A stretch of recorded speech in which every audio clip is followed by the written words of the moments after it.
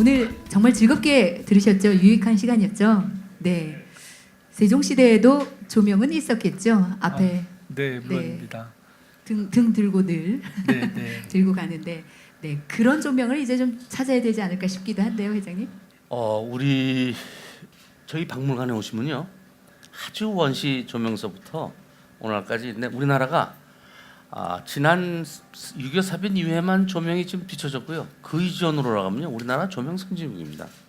특별히 궁중에 들어가는 조명들은요, 각 시대의 첨단 소재 분야가 거기 다 들어요. 추구기도 그런 거고요. 그리고 아시아에서 제일 먼저 근정전에 최초의 전기 조명을 밝힌 게 우리 대원군께서 네. 하신 거거든요. 아시아 최초예요. 그런 점도 알 수 있습니다. 그렇군요. 뭐 이렇게 치면은 두 분께서도 서로의 강의가 좀 도움이 되셨을 것 같은데요. 네. 그럼요. 조선시대 조명 이야기도 많이 하시면 될 것 같은데요. 저는 얼핏 들으면서 그 생각났던 게 뭐냐면 아까 노시청 네. 조남을 보면서 그 세종 때 시계를 만들어서 아까 자경루를 만들어 가지고 경복궁 경회로 앞에서 처음 시간을 이제 재 가지고 시간을 전화하여 친다고 되어 있거든요. 네. 그게 이제 광화문 앞에서 전화해 치고 다시 그것이 서울을 한 바퀴 돌아와서 지금의 저기 뭐죠 그 낙원상가 쪽으로 갔다가 한 바퀴 돌아 마지막으로 이제 종각에서 종을 치거든요. 시간을 이렇게 전화에 치면 종각 시간 결국은 남산으로 가서 전국으로 쫙 가는 표준 시간이 반포되는데요. 네. 방금 생각한 게 뭐냐면 언제 우리 행사가 있을 때 만약에 그런 그 빛과 소리를 연결해서 그러니까 광화문 앞에서 딱 그 소리와 함께 빛이 퍼지고 이렇게 쭉 연결되는 그런 하나의 그 퍼포먼스를 한다면 얼마나 우리가 그 세종의 생각과 우리의 상상력을 자극할 것인가 아이디어를 좀 얻었습니다. 저도 얻었어요. 이번 가을 라이팅 콘서트엔 네네. 소리하고 빛하고 한 바퀴 삥 공연장을 돌린 다음에 음악회를 시작할까 합니다. 예, 좋습니다. 네. 너무 아름답겠는데요. 꼭 한번 모셔야겠는데. 네. 설명도 한 5분 해주세요. 그렇게 하겠습니다. 회장님 아까 그 아이디어를 얻어서 채택이 되면 수익금의 3%를 주신다고 하셨는데 네. 박현모 선생님. 공연 비용이 무료입니다. 참여라. 그렇군요. 네. 그나저나 이 조명은 뭘까요, 회장님? 과거에는 뭐 빛이 우드하고 나무하고 접목이 어려웠지만 이제는 열도 안 나고 편안하고 전압도 낮으니까 이건 저희가 공부하는 과목별로 뇌파가 달라질 필요하거든요. 조명으로 어떤 뇌파를 자극시키냐에 따라서 공부 효율 또 편안함 또 그런 시간별로 설정할 수도 돼 있고 아마 누가 벌써 알고 자동으로 이게 반딧불 기능을 해놓으셨어요. 이거 불 꺼놓고 이거 하나만 켜놓으면요 아주 집안이 방안이 아주 행복해집니다. 그런 기능입니다. 선물로 가져오신 거죠. 난 따로 하나 두 개 가져왔는데 네. 오늘 저 질문을 네. 지혜롭게 하시는 분들 들으려고 두 개 가져왔어요. 그러시군요. 이거보다 더 좋은 거. 네. 절대 지혜로운 질문을 하지 않으시면 저희 저희가 몫이 됩니다. 미리 저희가 사전 질문을 받았는데 일단 그 노시청 회장님께 박홍진님 와 계신가요 혹시? 박홍진님. 오늘은 안 오시군요. 그러면 네 노시청 회장님께 저희 그 마이크 좀 부탁드리겠습니다. 일단 잠시 일어나셔서 소개 좀 부탁드리겠습니다, 선생님.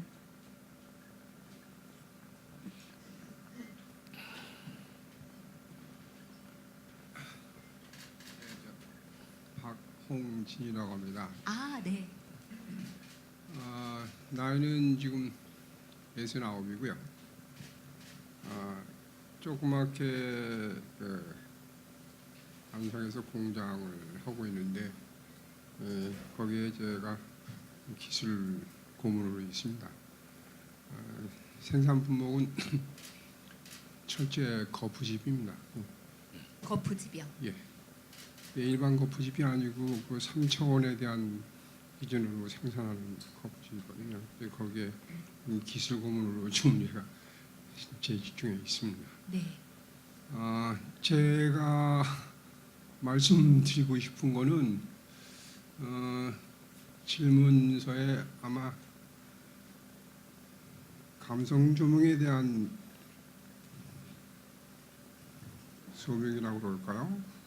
그런 얘기를 제가 여쭈은 것 같은데 네. 그것보다도 그 조명에 대한 그 간접 조명 기준으로 할 수 있는 아까도 그 옛날 우리 조선 시대에 대한 그 조명 잠깐 얘기하셨습니다만 거의 그런 기준으로 이루어지는 조명이 제일 좋지 않은 조명인가 하는 생각이 드는데 어떻게 생각하시는 건지 좀 말씀 좀 부탁드릴게요.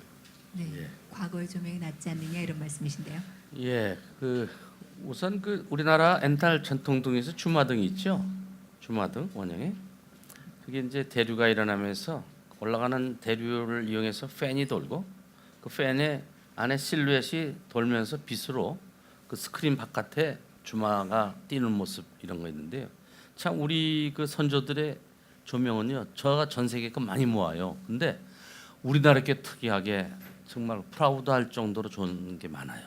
그리고 조명도 다들 보면 이렇게 저 불빛을 그 자체로 비춰주면 이게 눈에 직접 조명이 있어서 눈이 부신데 우리나라 조명은 꼭 종이 안에 넣는 것도 많고 또 반사경을 이용한 것도 있고 그래서 상당히 좋을 뿐만 아니라 또 한편으로는 그 당시엔 에너지 절약 차원에서 밝게 못했습니다만 이제는 밝은 조명을 될 수 있으면 쓰지 말아야 돼요.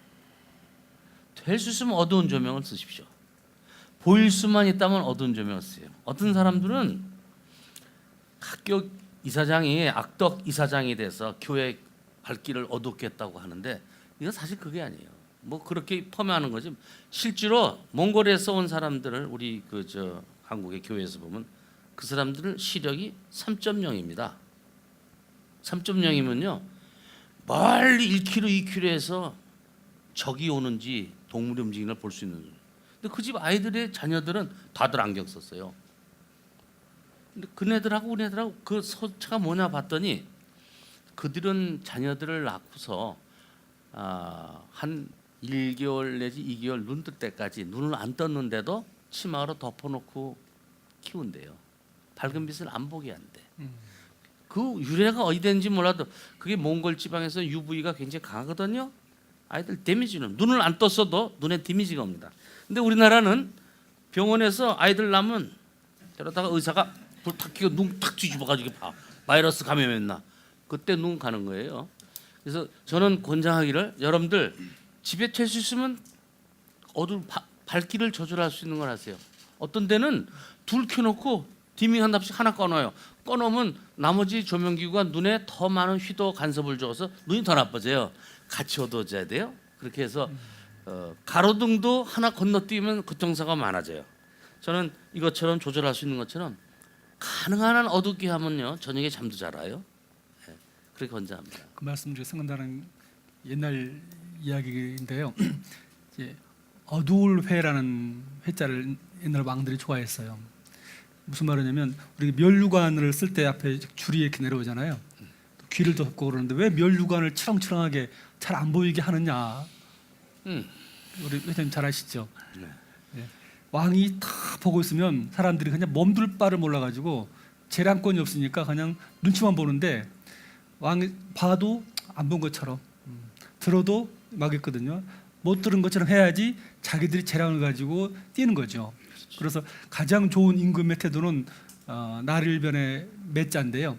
약간 빛이 있는 듯 없는 듯한 회입니다. 회. 그래서 어떤 그럴 때 이제 많은 사람들이 정말 내가 아니면 안 되겠구나라는 일종의 그 약간 어두운 빛의 리더십이랄까 그렇죠. 그 말씀을 지금 말씀하시는 것 같아서 잠깐 사족을 붙였습니다.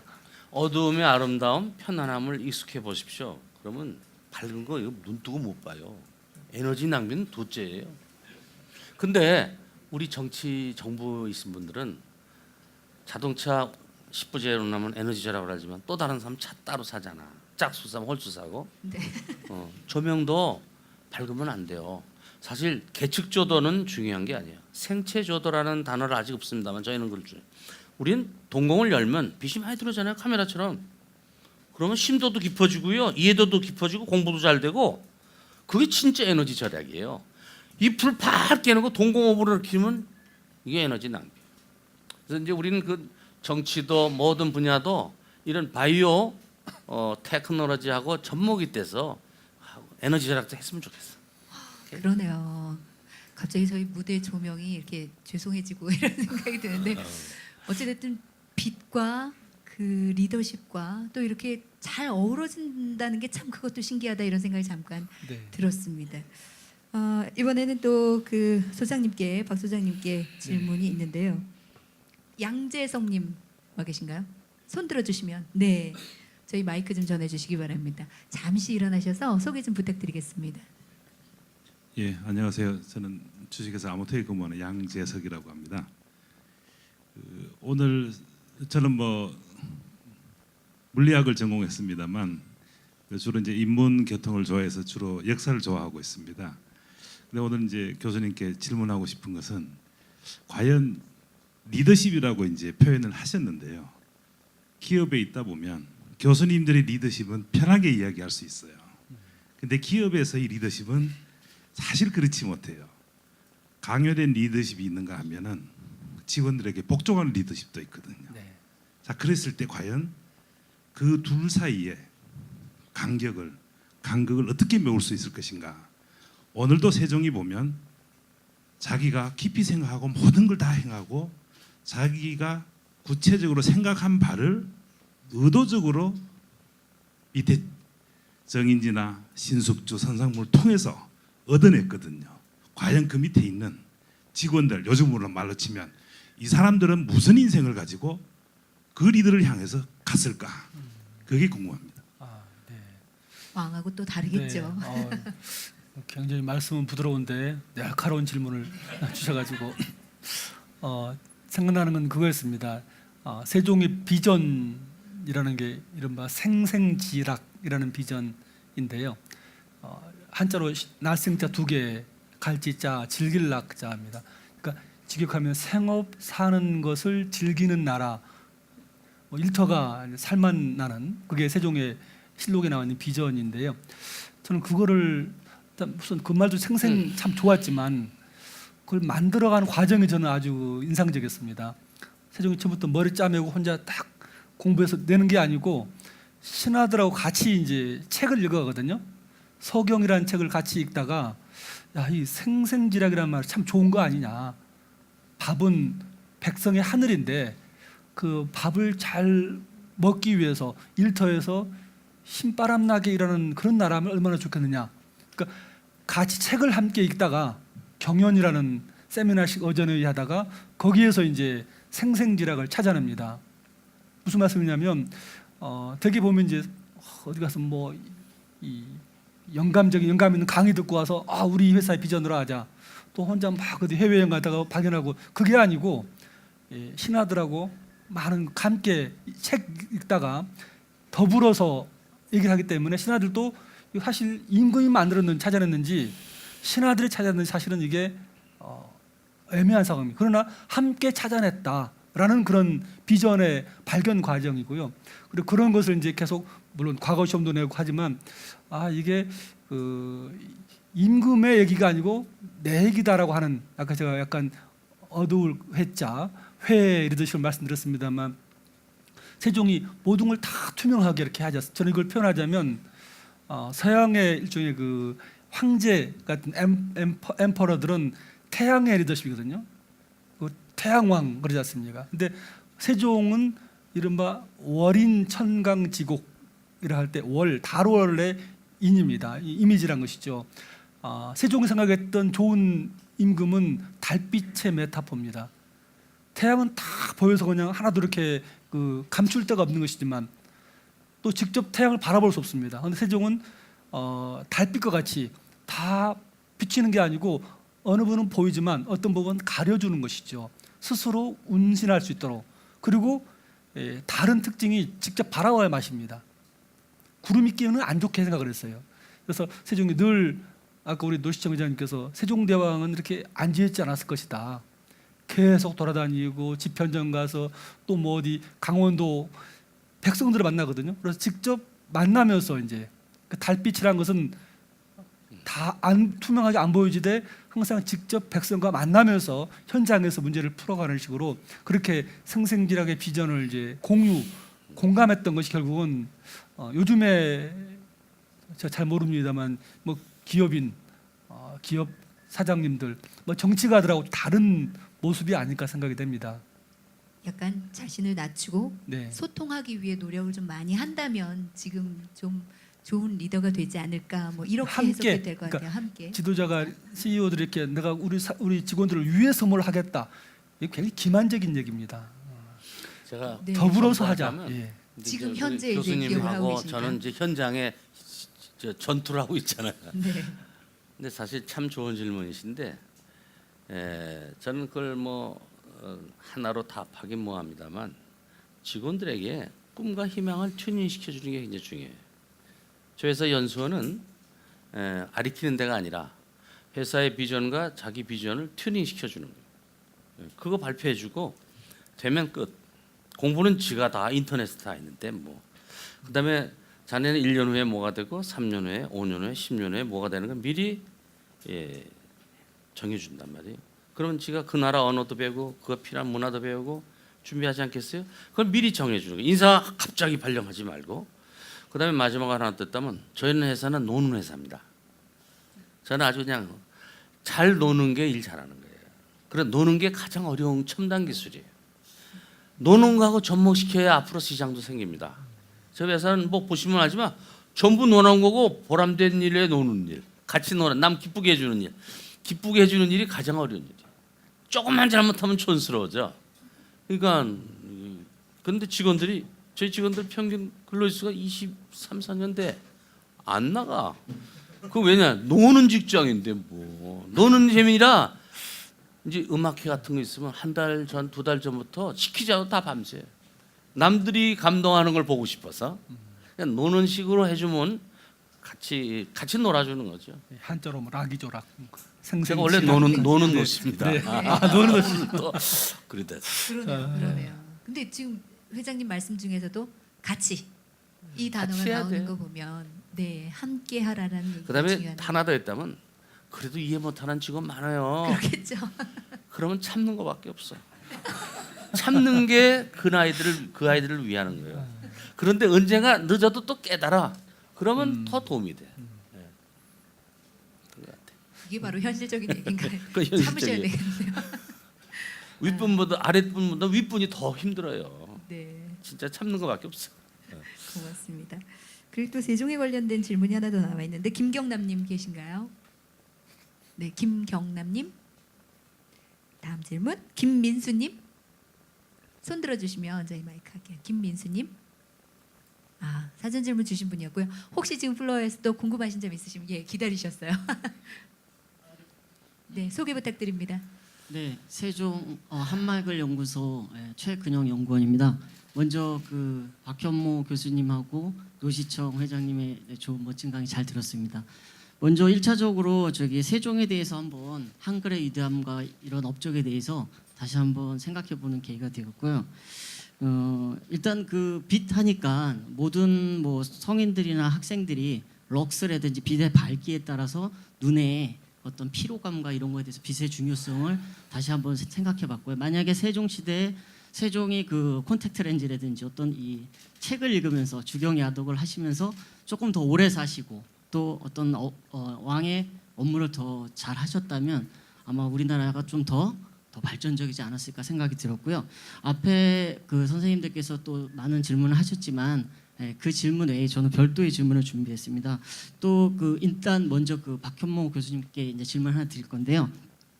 그 정조도 그 교수님께서 좀 연구를 하시고 또 이렇게 정조 임금과 또 뭐 링컨, 세종대왕 이렇게 비교를 하셨는데 일단 저는 그 정조 임금이 그 세종을 흠모한다고 하셨는데 그 정조 시분집에 보면 홍제전서에는 그 대작인데도 불구하고 한자로 쓰여져 있습니다. 그래서 정조는 왜 그 한글을 적극적으로 사용하지 않았는지가 일단 궁금하고요. 네. 그다음에 그 한글의 저도 이제 그 위대함을 느끼면서 실록을 최근 좀 보고 있는 중입니다. 그런데 그 한글 창제를 반대했던 것이 과연 몇 번인지 그게 조금 의문스러웠고요.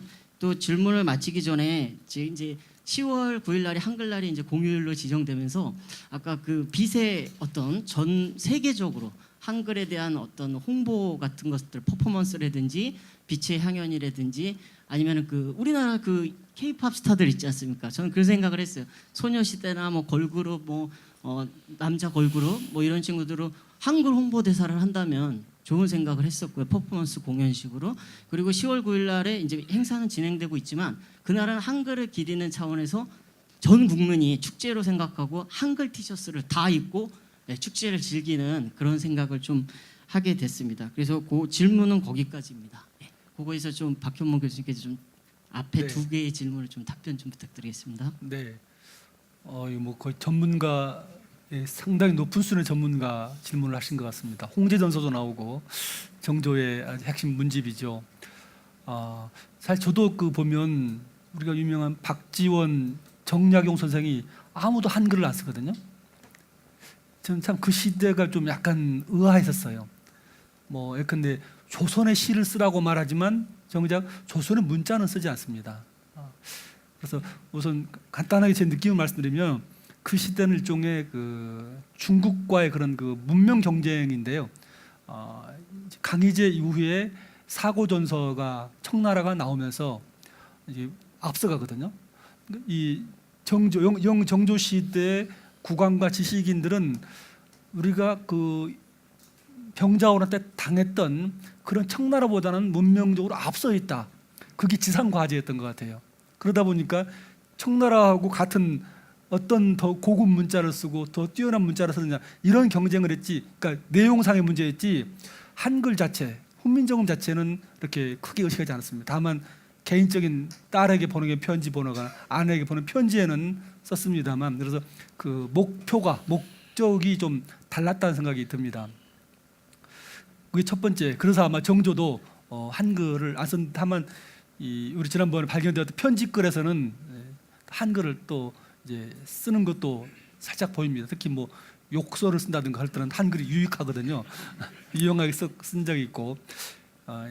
두 번째 이제 그 질문 중에서 잠깐 두 번째 질문이 뭐였죠?